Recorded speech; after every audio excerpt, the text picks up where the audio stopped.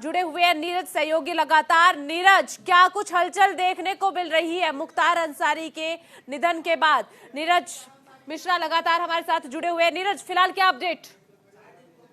जी देखिए, मुख्तार अंसारी का निधन हो चुका है, ये बात आधिकारिक रूप से पुष्ट हो चुकी है। और अब जो उनके तमाम समर्थक हैं, जैसे ये सूचना बाहर आई मीडिया के माध्यम से, तमाम तरीके से उनके जो समर्थक हैं हजारों की संख्या में, वो सामने आए, वो बाहर आ गए। और अब वो फिलहाल जो बांदा हॉस्पिटल है, मेडिकल हॉस्पिटल, देखिए तस्वीरें भी लगातार वही दिखा रहे हैं कि किस तरह से जो तमाम उनके समर्थक हैं वो वहां मौजूद हो गए हैं। और इसलिए पुलिस ने जो है सतर्कता है वो बढ़ा दी गई है। डीजीपी ऑफिस से जो तमाम बांदा, इसके अलावा मऊ और जो तमाम जिले हैं वहां पर धारा 144 लगा दी गई है और सतर्कता के विशेष इंतजाम किए गए हैं। और आप देखिए, मुख्तार अंसारी का एक बड़ा राजनीतिक कैरियर भी रहा है, एक बाहुबली भी रहे हैं और तमाम मामलों में उनको सजा भी हुई है, तमाम बड़े केसों में उनका नाम भी सामने आया था।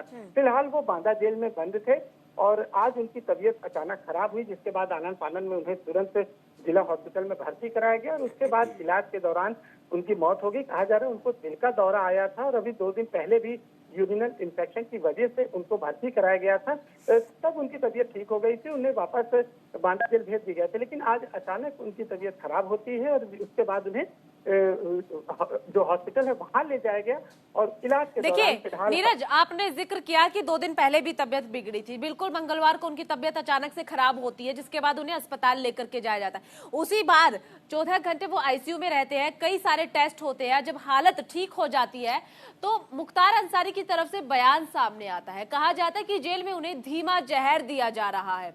अब एक बार फिर से वो बेहोश हो जाते हैं। जी देखिए, उनकी तबीयत जेल में रहते हुए कई बार खराब हुई और ये भी कहा जा रहा है कि इस समय रमजान चल रहा है, रोजा का वक्त था और वो रोजा भी रखते थे और इस वजह से शायद ज्यादा उनकी तबीयत खराब हो गई, क्योंकि पहले भी कई बार उनको तमाम तरह की शिकायतें थी, बीपी था, ब्लड शुगर था और तमाम तरह की उनका इलाज चल रहा था, कई दवाइयां वो ले रहे थे और रोजा भी थे।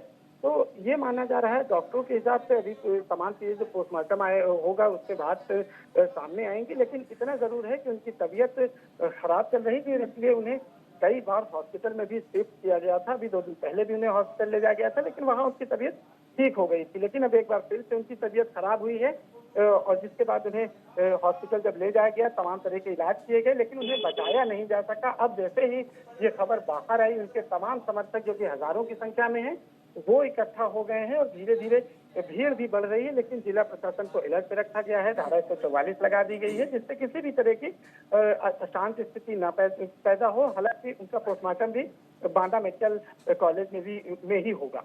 ठीक है नीरज, पोस्टमार्टम कब होगा और आगे क्या कुछ प्रक्रिया रहने वाली है? शव को परिवार वालों को कब सौंप दिया जाएगा? जानकारी मिल रही है कि परिवार वालों को अभी तक सूचना भी नहीं दी गई है।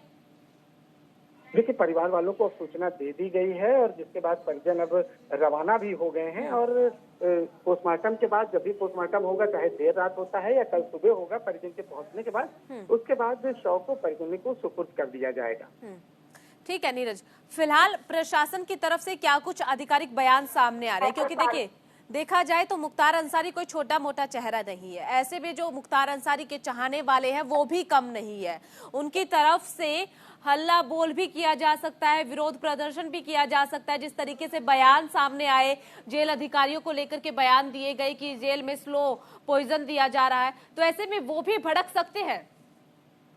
जी देखिए, जो तमाम समर्थक हैं वो फिलहाल इकट्ठा हुए हैं, लेकिन जो डॉक्टर ने पहले ही कहा था कि उनको हार्ट अटैक आया है, तो जो नेचुरल डेथ बताई जा रही है, तो फिलहाल परिजनों को सूचना दे दी गई है, परिजन पहुंच रहे हैं और जो समर्थक हैं निश्चित तौर पर वो इकट्ठा होंगे ही, क्योंकि उनके वो लीडर रहे हैं, 96 से वो विधायक रहे, जेल में रहते हुए भी वो लगातार चुनाव जीते, तो लोकप्रियता तो थी ही उनकी। इसके अलावा वो बड़े बाहुबली भी थे, तमाम जो केस हैं उसमें उनका नाम था और उनको कम से कम 5 या 6 मामलों में सजा भी हो चुकी थी और काफी दिनों से 2004 या 5 के बाद से वो लगातार जेल में ही बंद थे। इसके पहले उनको पंजाब जेल से 2 साल पहले करीब उनको लाया गया था और बार बार वो अपनी तबीयत खराब होने का हवाला दे रहे थे, उनका इलाज भी लगातार किया जा रहा था और जो विशेष डॉक्टर हैं, बड़े डॉक्टर थे, उनकी देखरेख में किया जा रहा था। लेकिन आज जब उन्हें हार्ट अटैक आया, उसके बाद उनको तुरंत भर्ती कराया गया